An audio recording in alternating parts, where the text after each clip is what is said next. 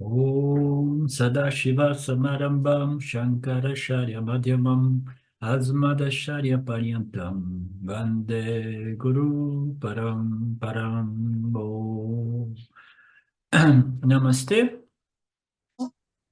Então, o Senhor está, a namorada de Shiva, está em todos os corações de todos os seres vivos, os seres inertes também, o Senhor está presente, né? Através da existência, que concede existência também aos seres não sentientes, né? O Senhor está associado a cada uma ação devocional, a cada puja, a cada oração. De que forma o Senhor está associado aos nossos pujas e às nossas ações dedicadas ao Senhor? Ele recebe tudo. Ishvara é esse sistema, né? Essa inteligência suprema que coordena tudo, né, de forma precisa, inteligente, né? Ele recebe o puja e ele já con- contabiliza, né, para os nossos punha-papas, né, de modo que a gente possa receber os resultados, né? Ele também nos dá os resultados dos pujas de todas as nossas ações como bons karma yogis, né? Qualquer puja feito por alguém, eu recebo pujas, disse o Lord Krishna, né? Simbolizando Ishvara. E o Karma Pala é dado por mim, não de modo deliberado, como nós sabemos, né? Eu permaneço no coração de todos e, portanto, você não precisa se preocupar se minhas boas ações serão registradas no diário de Deus ou não, porque elas serão sempre registradas. Ah, não, mas eu quero que ele registre somente as minhas boas ações, né? As minhas ações, né, péssimas, eu espero que ele não as veja, não, ele vai computar tudo, entendeu? E não tem problema, ele compreende a situação do jiva humano, é uma situação difícil, né? Nós estamos sob pressão de muita ignorância, né? E fazendo o nosso melhor, nós iremos superar tudo isso, né? E obter o punha mais elevado, que é a graça do Senhor e a obtenção do autoconhecimento. Cada pequena ação que nós fazemos, seja ela boa ou má, ela é sempre registrada nessa inteligência suprema, o sistema Ishvara, como eu costumo colocar, né?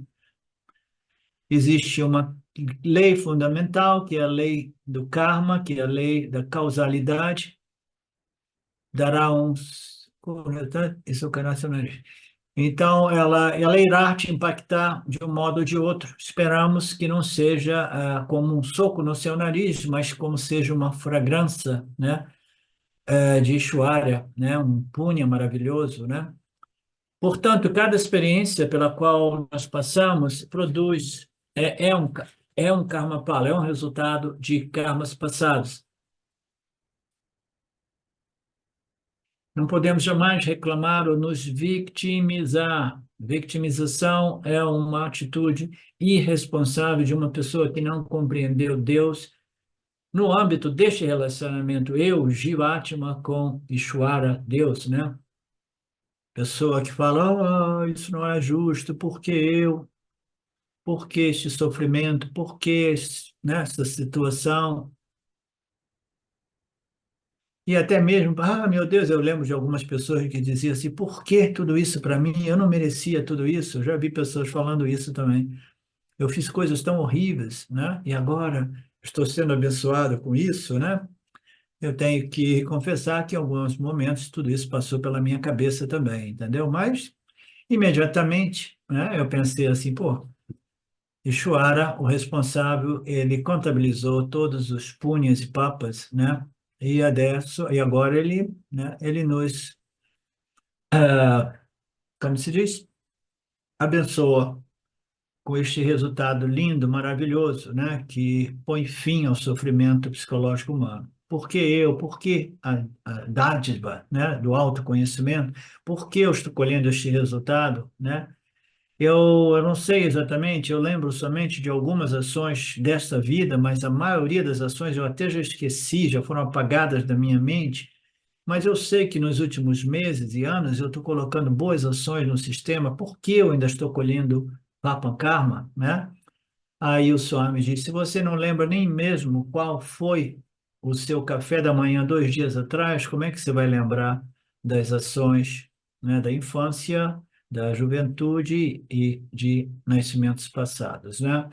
Então, a não lembrança não significa a isenção a respeito de ações. Elas existiram, elas existem, elas foram contabilizadas, né? E simplesmente a compreensão desta lei fundamental do universo, chamada causalidade ou karma, permitirá a você confiar, né, nesse sistema, nessa inteligência suprema e aceitar os resultados difíceis, adversos, com uma certa força, né, um certo equilíbrio, né, resignação, confiança de que tudo isso serve a um propósito, pelo menos que seja para mim conectar os pontos entre minhas atitudes, palavras e ações e os resultados que eu estou colhendo e que eu possa corrigir as minhas atitudes, palavras e ações, de modo que eu possa colher frutos melhores no futuro próximo, né? Não lembrar das ações passadas não significa que as ações não foram cumpridas.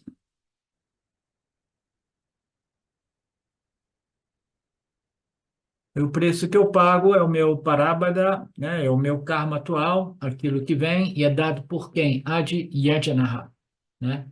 Significa o karma paladata, aquele que deu o karma de volta para a gente, né? É o fornecedor dos resultados de nossas ações.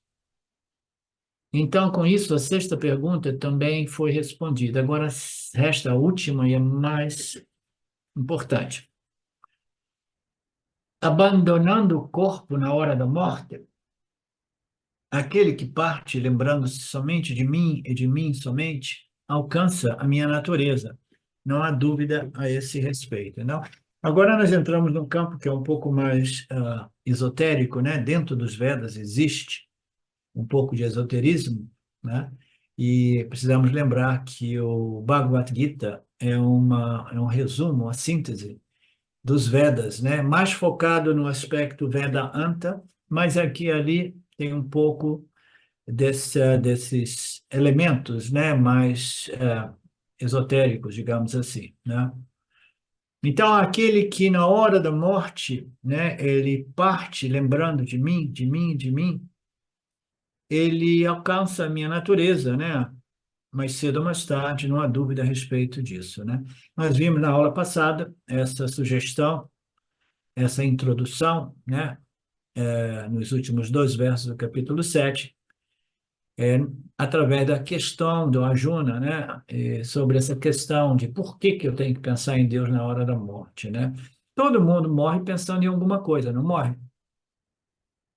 Vocês já ouviram dizer Vocês já ouviram dizer, isso eu ouvi dizer no meu tempo, do meu primeiro guru, que eu não posso dizer o nome, ele contava tanta história bacana para gente, divertida, e ele tinha uma biblioteca onde ele lia de tudo naquela época, e ele leu ou ouviu dizer que era um dado de fato que os Jiva-Atmas, que são homens, quase que invariavelmente, eles deixam o corpo na hora da morte com uma ereção, independentemente da idade da pessoa, do homem, né? Né? Eu ouvi isso décadas atrás e eu fiquei com aquilo na cabeça. Por que então que o cara vai? Naturalmente, é porque ele vai morrer pensando em sexo, né? Porque sexo era o pensamento e o desejo mais dominante na mente do indivíduo, né? Então, no momento de deixar esse mundo, o indivíduo ele deixa esse mundo com aquele desejo sexual, que era o desejo mais importante, mais predominante. Todo mundo deixa esse mundo com pensamentos, né? É muito fácil a gente inferir isso naturalmente, que ninguém quer deixar esse mundo, todo mundo tem uma sensação de que se eu perder esse instrumento de experiência, eu perco a minha existência, né? Então, a minha existência está equivocadamente associada à existência desse corpo de comida, esse corpo físico. E na hora de eu perder esse corpo físico, né, todos os apegos e desejos por haver e evitar, né, eles vêm à tona e praticamente a gente morre pensando, né, em tudo aquilo que a gente ainda quer fazer, obter, ganhar, né? Então, todas aquelas coisas são os desejos positivos e negativos que são latentes na mente do indivíduo, que irão inevitavelmente produzir um outro nascimento. Então, o que depende agora, o que realmente é mais importante, é saber que tipo de pensamentos eu vou estar engajando quando eu estiver deixando este corpo físico, né? A natureza desses pensamentos. Será que eu vou deixar esse corpo físico pensando no dinheiro, na herança, ou das pessoas queridas, ou dos meus entes, dos meus filhos, né, etc. Ou será que eu vou deixar esse corpo pensando em Ishvara, em sua natureza saguna, e melhor ainda, pensando em eu, Nirguna Brahman, em minha real natureza, né? Então, a natureza dos pensamentos na hora de deixar o corpo, elas dependem da qualidade de nossas mentes, né? Se nossas mentes elas vivem o tempo todo pensando pensamentos mundanos, né? Pensamentos sobre coisas, pessoas, circunstâncias, situações, lugares, né? etc. Se a mente está ocupada com isso, então é este o material depositado na minha mente subconsciente, né? Então, esses pensamentos irão predominar no meu último momento de deixar o corpo, né? Naturalmente, esse conceito é um conceito que existe e ele faz todo sentido do ponto de vista lógico. E muitas pessoas pensam, tudo bem, então tudo que a gente precisa é ficar muito esperto, muito alerta, muito vigilante e pensar em Deus, né? Em Saguna, Deus, ou Nirguna, Deus, na hora de deixar o corpo físico, né? Então, a nossa força de vontade, a nossa disciplina irá forçar o pensamento Deus, Deus, do mesmo modo que aquele exportador de sedas da Índia que dizia Rama Krishna, Rama Krishna, Rama Krishna, mas no final das contas o pensamento que veio foi as finanças, né, a finança, né, da empresa deles, né, com quem que vai cuidar realmente da contabilidade, do dinheiro da empresa, da família, né? Então, não tem jeito. O único modo de nós pensarmos em Brahman, seja ele Saguna ou Nirguna Brahman, na hora do passágio, é a gente ter estabelecido uma mente com aquele tipo de qualidade, aquele tipo de material, aquele tipo de tendências, de vasanas, de pensamentos, né? Então, o treinamento deve ser estabelecido de tal modo que nós tenhamos essas vasanas, essas tendências espirituais a respeito da real natureza do ser, a real natureza do eu, a real natureza de Deus, né? Tudo isso precisa estar muito vivo em nossas mentes para que a gente possa deixar o corpo, né, engajado nesses pensamentos, né? Então, requer um processo de cultivar, né, estabelecer, né, essas vasanas espirituais, de tal modo que meu corpo causal, a minha mente subconsciente, esteja, né, bem, né, dominada por essas tendências, esses resíduos, essas impressões mentais a respeito do espírito desta ordem aparente, né? Então, Krishna respondeu essa última questão muito brevemente no capítulo 7. Agora ele irá elaborar bem. O resto desse capítulo será uma resposta a essa questão, né? Ok. Krishna quer introduzir um tópico muito importante aqui. Qual é o tópico? É Ishvara Upasanam. Então, ele vai aproveitar esta última questão do Arjuna, não somente para explicar o que é, porquê da importância de você morrer pensando em Deus, mas ele vai dizer, pensar em Deus precisa ser o quê? Precisa ser uma prática espiritual ao longo de nossas vidas, de modo que ela possa estabelecer esse desejo por conhecer a natureza de Deus, né? A gente precisa lembrar que uma pessoa religiosa, espiritual, é uma pessoa que não somente quer o conhecimento a respeito da real natureza do eu, a real natureza deste universo aparente, mas ele sabe que ele quer compreender também a real natureza de Deus, desse assim dito Deus, né? Então você vai buscar, né, esta assim dita realização, iluminação, através da busca pela compreensão da real natureza de Deus ou a real natureza do seu eu, do ser, do Atma, o ser de todos, o ser não dual, né? Então, você, neste processo de busca, você vai, né, estabelecendo esse tipo de vritti, esse tipo de pensamento, esse tipo, né, de vasanas, né, ocupando, né, a sua mente subconsciente e consciente também. Conscientemente não, porque você tem que trabalhar, fazer outras coisas, mas o subconsciente vai ficando, né, banhado, né, por essas inquirições a respeito da natureza do eu, da natureza de Deus, né? E o que que acontece? Então, não é uma questão somente de você pensar em Deus no momento da passagem. Você tem que fazer o pensamento a respeito de Deus a sua prática diária, né? Então, este é o Ishvara Upasana, né? Então, ele converteu essa questão do Arjuna, perguntando por que que é importante falar, pensar em Deus no último momento. Ele diz, não, você precisa pensar em Deus ao longo da sua vida, né? Então, isso significa o quê? Significa Ishwara Upasana, né? A meditação on Ishwara. Este é o tópico que o Swami não, o Krishna, Lord Krishna, né, introduziu, aproveitando o gancho dessa questão do Arjuna, né? Não pense que você possa simplesmente, no último momento, pensar em Ishwara.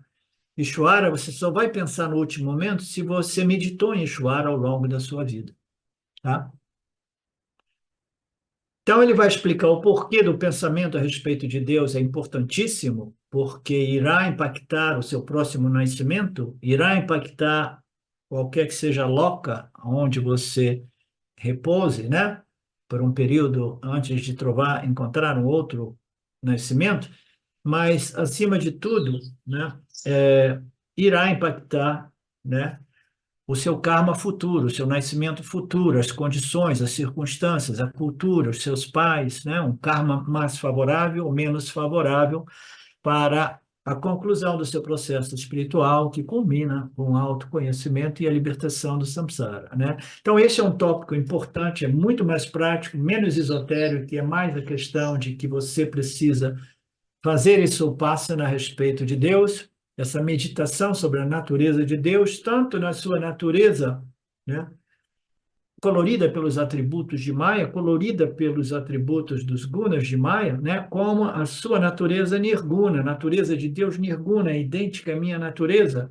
A minha natureza aparente e a natureza aparente de Deus, como Saguna, Deus, são os gunas. Ishvara é puro Sattva Guna. Eu sou uma configuração de Sattva, Rajas e Tamas. Ishvara é o conhecimento total, mas ainda assim eu tenho uma capacidade intelectual de conhecimento que me permite compreender a minha natureza como a idêntica natureza de Saguna Ishvara, que é simplesmente, né, Nirguna Ishvara, Nirguna Brahman, a consciência e existência de natureza não dual, né? Então, ele vai introduzir o tópico do Upasana como o único meio de nós morrermos pensando no eu, pensando em Deus, pensando no, né, na libertação do samsara.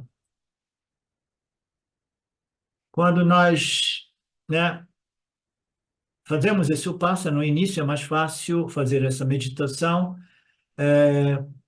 usando o Senhor com os atributos, né? E nós chamamos ele de Saguna, Ishvara ou Saguna Brahman, né? Então, o que é uma meditação? A meditação é uma contemplação que requer, é uma contemplação que requer um objeto de contemplação, é uma meditação que requer um objeto de meditação. E para que nós sejamos seres, né, religiosos, espirituais, nós precisamos utilizar um objeto de meditação que seja Deus, que seja Ishvara, colorido pelos gunas de Maya, ou Ishvara livre dos gunas de Maya, né, que é o Ishvara absoluto. Mas nós precisamos fazer de Deus o nosso objeto de contemplação, o nosso objeto de meditação, tá? Mas é mais fácil nós iniciarmos essas meditações focando no Ishvara com atributos, né? Esse Saguna, Ishvara, Upasana, ele produz dois resultados, né? É uma sadhana espiritual muito importante, né? Você está meditando num aspecto, né, de Deus com atributos e ele vai servir de dois resultados, dependendo do motivo ou atitude com que é feito. Em geral, o Saguna, o Upasana, Ishvara Upasana, é dividido em dois tipos: Sakama, Saguna, Upasana, e o outro é Niskama, Saguna, Upasana, né? Shakama, Saguna, Upasana significa Upasana feito para fins, né, bens materiais. Eu utilizo Saguna, Deus, como meio para obter coisas deste mundo, né? Benefícios, favorecimentos, não só deste mundo, como depois da morte em outros mundos e outras locas celestiais, né? Ir para o céu, etc, etc, etc. Então, este é uma upasana que é chamada de sakama upasana, né? Seja para bens materiais aqui ou para né, obter uma passagem por essas locas espirituais, né? E a esperança de um nascimento melhor, etc. Neste próprio nascimento, nós podemos obter vários benefícios através deste Upasana, né? Denominado como Saguna Upasana, ok? Saguna Upasana, não, não, Niskama Upasana, né? Que se refere, que se volta para Saguna Ishvara, né? Então, os resultados podem ser diversos, né? Existem entidades ou deidades que podem propiciar benefícios como saúde, outras riquezas, outros status, etc, etc. Tudo isso é válido, mas acima de tudo, né, podem ser obtidos alguns poderes siddhis, né, ou poderes milagrosos. Essa upasana pode ser praticada e indiretamente ou inesperadamente pode produzir esses poderes sídicos, né? Digamos assim. É por isso que você descobrirá que muitos upasakas, né? Upasakas são aqueles que fazem sadhanas de upasana, né? Meditação voltada para deidades ou divindades, né? Que propiciam, né, resultados, e muitos deles são resultados de poderes extraordinários, né? Aí o Swami conta uma historinha aqui. Ele diz que muitos desses meditadores que meditam em deidades, né, que propiciam poderes extraordinários, eles acabam descobrindo que eles são que são siddhas, né? São siddhas, eles já eram siddhas, né? Eles dirão que eu sou um siddha, eu era o Hanuman, ou aquilo que seja, entendeu? Então, como resultado do Upasana, essa pessoa obtém poderes extraordinários, né? Essa Upasana, com essas divindades que propiciam os poderes siddhis, né? Eles talvez possam obter poderes extraordinários, como a capacidade de prever o futuro, entre outras, né? Muitas pessoas vão para esses meditadores com poderes sídicos, né? Eles vão lá para quererem benefícios pessoais, né? A fila é grande, eles vão lá porque eles querem cura de uma doença, ou eles querem passar num exame, eles querem soluções para problemas de vidas, né? uma variedade de pessoas, né, carentes, querendo variedades de resultados por esses meditadores com poderes extraordinários. Centenas desses meditadores são enumerados nos Puranas, né? No Bhagavatam, né? Um outro Purana, no qual eles entram em detalhe desse aspecto mais esotérico dos Vedas, né? São os conhecedores do passado e do futuro, eles conseguem prever o seu futuro, ver o seu passado. Muito comum, eles têm uma lembrança, né, muito clara de nascimentos anteriores, passados. Eu lembro do Papaji contando as experiências, né, em profunda meditação, dele ter esses poderes. Ele viu, uma vez ele estava viajando no ônibus e ele teve uma visão, aí ele fez o motorista parar, né? E descer, as pessoas desceram, né? E aí, logo depois, mais ali na frente, teve um desabamento que causou muito dano e muita morte de muitos veículos, né? Então, essas capacidades, né, extraordinárias, e o Papaji dizia que ele tinha visto e conhecia todo o seu passado, né, iniciando no reino mineral. A capacidade de ver o subsolo da mente, né, você pode ver o que está dentro, etc, etc. São poderes sídis, são mencionados como possíveis resultados quando nós fazemos a meditação em Ishvara, né, colorido pelos atributos de Maya, né?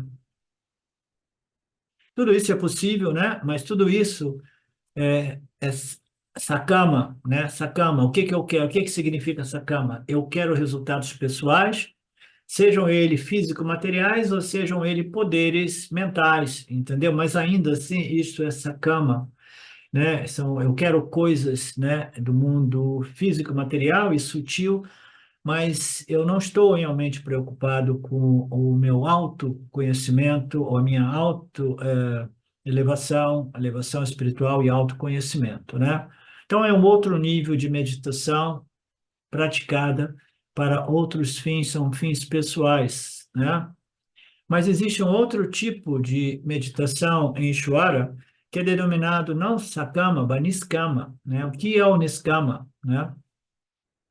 É a prática da Supassana não é para benefício nem material, nem esotérico, mas é para o meu benefício espiritual. E as pessoas se confundem. Ah, mas se eu tiver poderes siddhis, né? Então eu obtive benefício espiritual. Não, você obteve benefício sutil ou energético, ou mental. Mental é a palavra mais definida, né?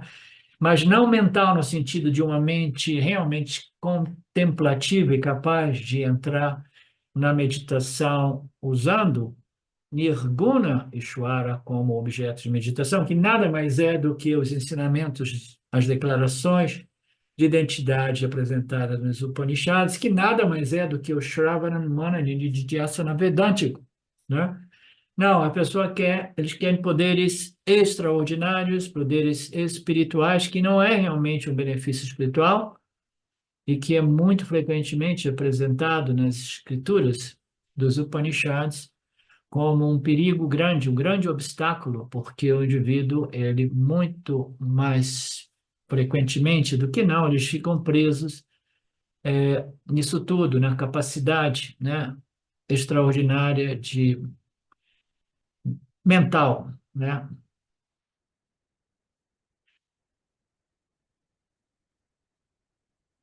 Meditação. Lembre-se, a prática de Upasana não é para benefício material, mas é para benefício espiritual. E nós precisaríamos de dar uma olhada e definir o que é um benefício espiritual.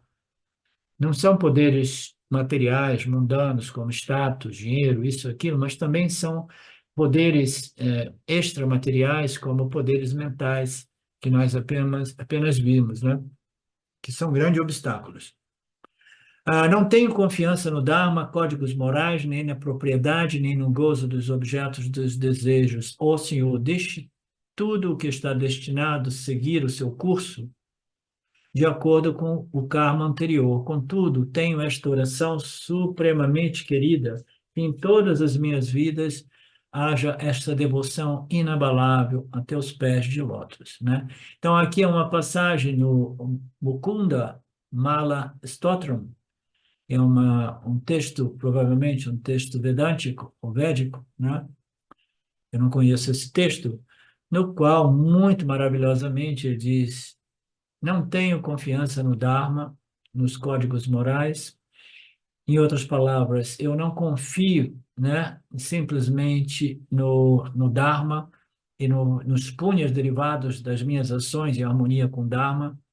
Eu não confio nem mesmo na propriedade, nem no gozo dos objetos dos desejos. Então, o indivíduo ele já não tem nem mais interesse, ele sabe que nem mesmo o punha oferece a ele uma segurança, uma estabilidade, né? E uma serenidade, uma pacificação, porque sabe que tudo isso é sujeito à mudança, tudo isso vem e vai, tem um início e um fim. Então, nem mesmo ao punha derivado da observação do Dharma, nem mesmo as coisas desse mundo, como propriedade e o gozo dos objetos, né, dos desejos que foram obtidos, né? Ó Senhor, deixe tudo o que está destinado a seguir o seu curso de acordo com o karma anterior. Eu compreendi o sistema kármico, né? Eu deixo que o karma se manifeste de acordo com o desenho, né, dos seus sistemas.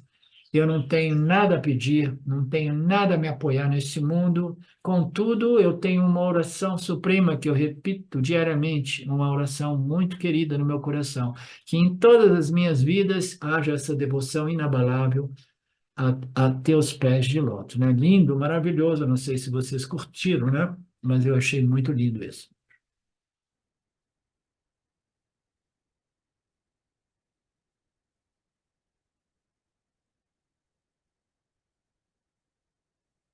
Isso foi dito por um devoto ao Senhor. Não estou me lembrando de você por causa de segurança, não para os prazeres materiais, nem punha espiritual estou buscando. Não estou interessado em nada disso. Eu sei que tudo isso vem e vai, é de natureza impermanente. Eu tenho apenas um objetivo, um desejo, e esse objetivo espiritual é chamado de autoconhecimento e libertação, moksha.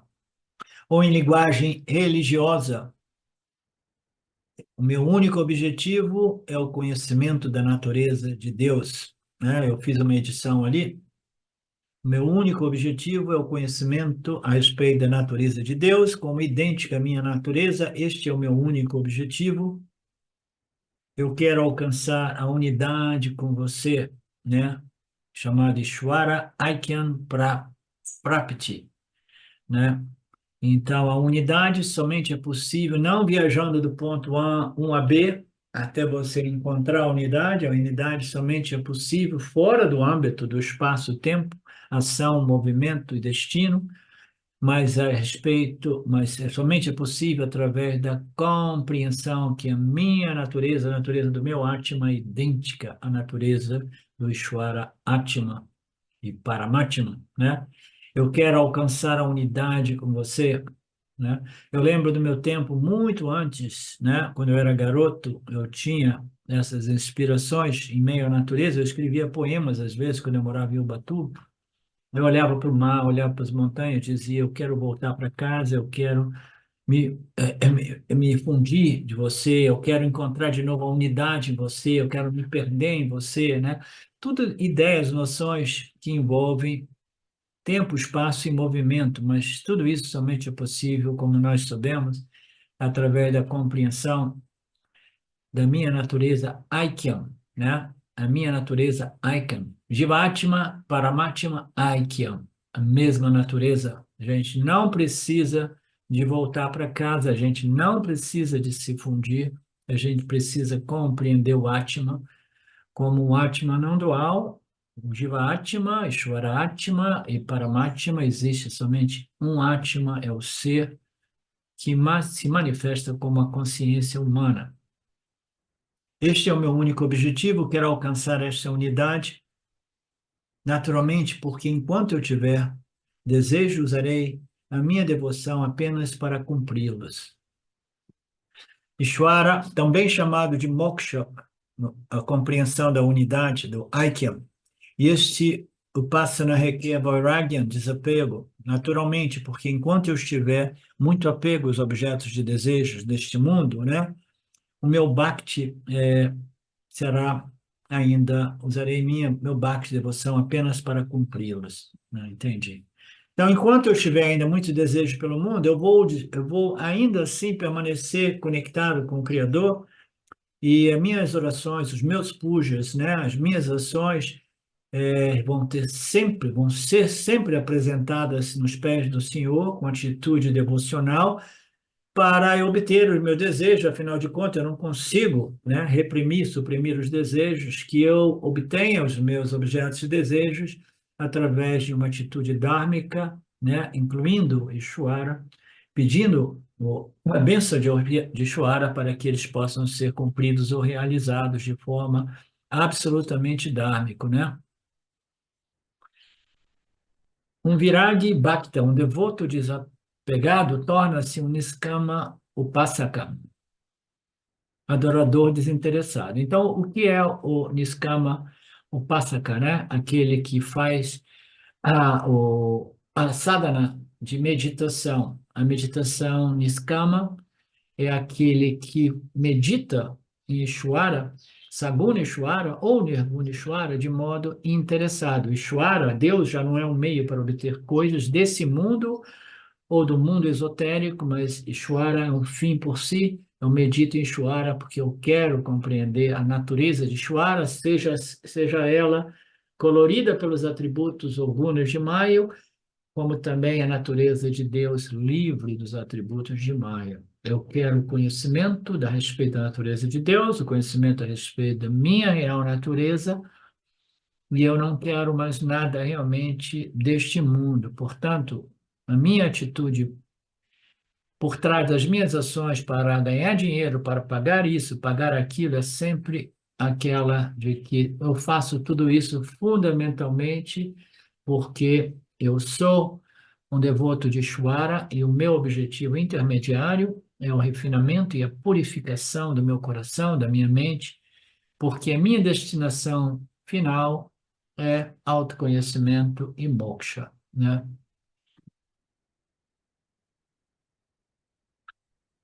Aí o Swami diz assim: este Niskama meditador pode seguir dois cursos ou direções diferentes. Uma direção é que ele pratica esta meditação em Ishvara, né, de modo desinteressado. Ele não está querendo coisas deste mundo ou do mundo esotérico, ele quer compreender a natureza de Deus. Ele pode praticar isso, né, esse Niskama desinteressado ao longo, por um tempo, né, utilizando o Ishvara colorido pelos atributos de Maya, nenhum problema. Ainda assim, é Niskama meditação, Niskama Upasana, tá? Então, são essas nuances que a gente precisa compreender. Eu estou praticando Niskama meditação, Niskama Upasana. Eu medito na natureza de Deus, colorida pelos atributos de Maya, né? Mas o meu objetivo final é o autoconhecimento, e eu sei que para isso eu vou ter que chegar a um ponto de deixar a minha meditação com base em Saguna Ishvara e passar para a meditação em Nirguna Ishvara, né? Mas o importante é que em ambas as passagens, né, o Niskama já inicia, né, a meditação, né, usando o Saguna Ishvara como o objeto de meditação, mas ainda assim sem interesse de ganhos de coisas desse mundo, do mundo esotérico, mas eu quero a purificação, a minha elevação espiritual e o autoconhecimento. E tendo praticado este Saguna Upasana por algum tempo, o indivíduo, mais cedo ou mais tarde, se qualifica para o Nirguna Ishvara Jnana. Então, aqui ele já não fala que é Nirguna Ishvara Upasana, meditação, e Nirguna Ishvara, ele já fala em Jnana, porque a meditação em Nirguna Ishvara é uma meditação que somente é possível, né, através das escrituras que estabelecem, né, a identidade do Jivatma com Ishvara Atma, né, em sua natureza nirguna. Então, isso somente é possível através do conhecimento, né? Mas, fundamentalmente, o indivíduo deixa a meditação, né, em Ishvara, né, com atributos, ele passa para meditar em Ishvara sem atributos, e essa meditação em Ishvara sem atributos é meditar na natureza de Ishvara sem atributos, como reveladas nas escrituras de identidade do Upanishads, ok? Neste próprio nascimento. Então, tudo isso é possível num único nascimento. Então, uma direção é qual? Saguna, Upasana, né? Aí depois nós obtemos a preparação, a purificação da mente, a gente abandona o Saguna, Upasana, a gente entra em Nirguna, Ishvara, Upasana, o Yana, né? Que é o Nididhyasana, né? Para Prakriti-yana, né? A natureza sem atributos de Brahman, e ganhando Nirguna Ishvara Yana neste próprio Atma. Então, se eu obtenho o autoconhecimento, que é o conhecimento da natureza de Deus livre dos atributos de Maya, que é o substrato desta ordem chamada Mithya. Isso, o Swami já faz uma correção, ele já não coloca em termos de Upasana, embora aqui e ali, em outras passagens, a gente fala também que é uma forma de meditação, e quando nós colocamos a meditação em Nirguna, Ishvara, Nirguna, Brahman, eu sempre gosto de ressaltar que você não está meditando numa deidade ou uma divindade ou uma entidade, porque qualquer deidade, divindade ou entidade precisa dos atributos, das qualidades, né, desenhadas pelos gunas de Maya, né? Quando você está meditando em Brahman sem os atributos de Maya, você só pode realmente meditar em que nas escrituras que revelam este Nirguna, Nirguna Brahman, né, como você mesmo. Vocês entendem? Ah, ficou complicado? Eu enrolei um pouco a história. Tudo isso pode ser alcançado no mesmo nascimento.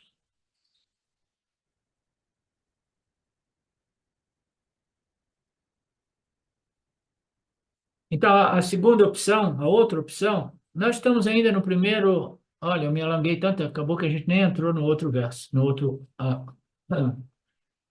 outro arquivo. A segunda opção é a pessoa continuar em Saguna Upassana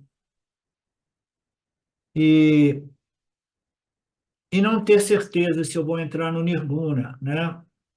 Nirguna é mais difícil, e o Swami diz assim, tem pessoas que sentem uma energia por essa história de Nirguna, é uma coisa que não tem nada de substancial, não existe nenhuma característica, qualidade, é, função, né? Utilidade, o que é esse Nirguna? Deus, Nirguna Brahman, né? Então, as pessoas que não compreenderam realmente o valor de Deus em sua natureza Nirguna, elas vão ficar mais um pouco de tempo nesta meditação ou contemplação a respeito da natureza Saguna de Brahman, né? Se uma pessoa tem essa dificuldade ou é alérgica, como o senhor me colocou aqui, alérgica a essa meditação, né, sobre a natureza nirguna de Brahman, ela deve continuar no Saguna Upasana durante toda essa vida. E também na hora da morte, ela se lembra de Saguna Ishvara e ora ao Senhor: Ó Senhor, o que eu quero realmente é moksha e nada mais. E como resultado de tal upasana, ela irá para Brahma Loka e obterá Jnana lá, né?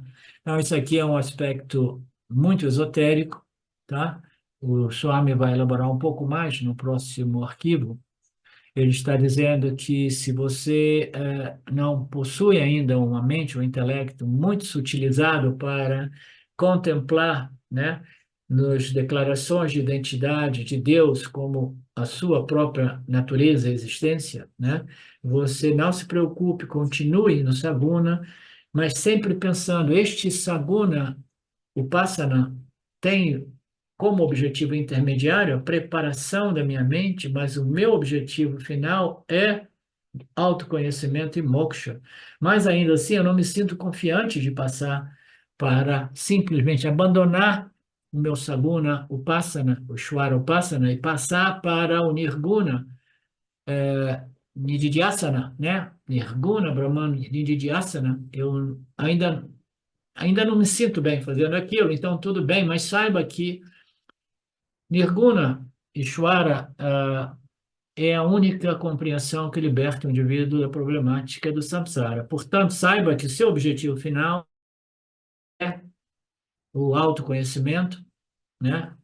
E você, numa passagem, no momento da sua passagem, você é presente, você pensou tanto, você ficou tanto, você criou tanto este vriti, este pensamento a respeito do Criador, querendo compreender essa natureza, mas você só conseguiu compreender esses aspectos, né, de atributos desse Deus.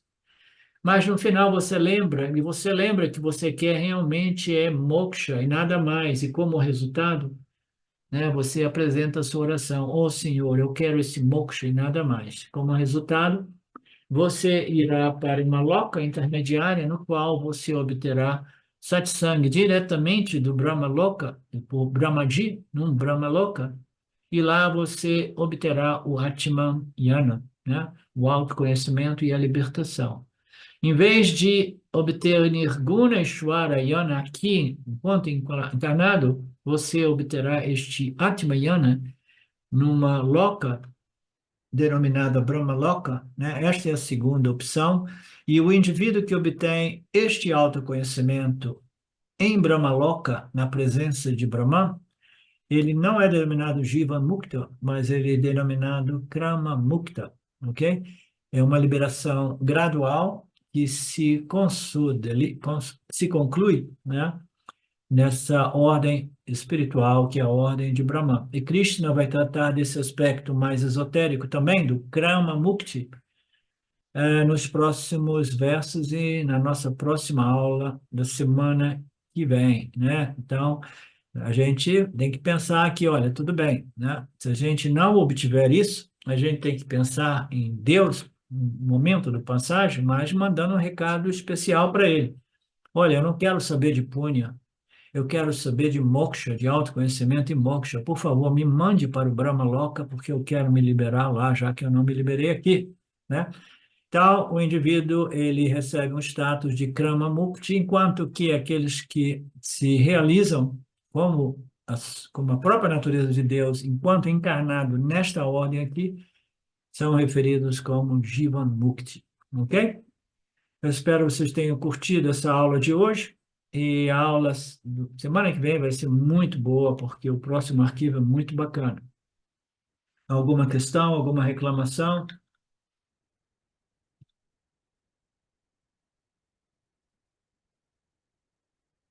Om Purnamada Purnamidam Purnamudachyate Purnasya Purnamadaya Purnameva Vashishyate Om Shanti Shanti Shanti Om Namaste.